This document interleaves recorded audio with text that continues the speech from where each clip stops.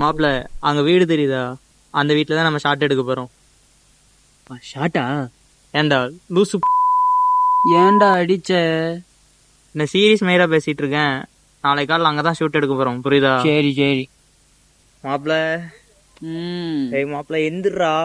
சும்மா இல்ல தூங்கிட்டு இருக்கவனை போட்டு சும்மா நோய் நோய். போத்தா நேரத்தே சொன்னலடா அங்க போய் ஷூட் எடுக்க போன்ட்டு. எந்திரா.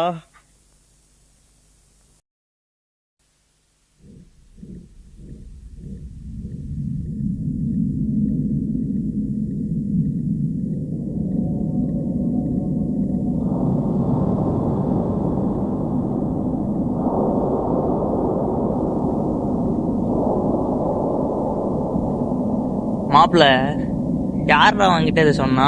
பொம்மை இருக்கு மயிறு இருக்குன்றதெல்லாம்.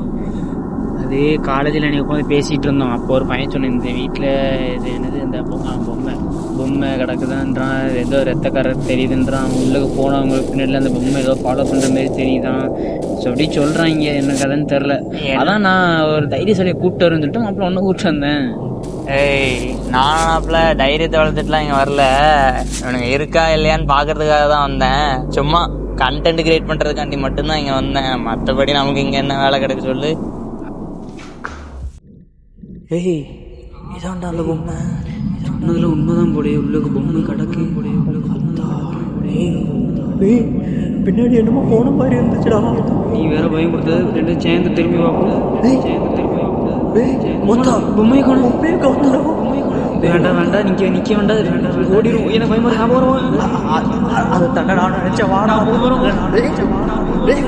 எங்கடா இங்க ஓடுறா.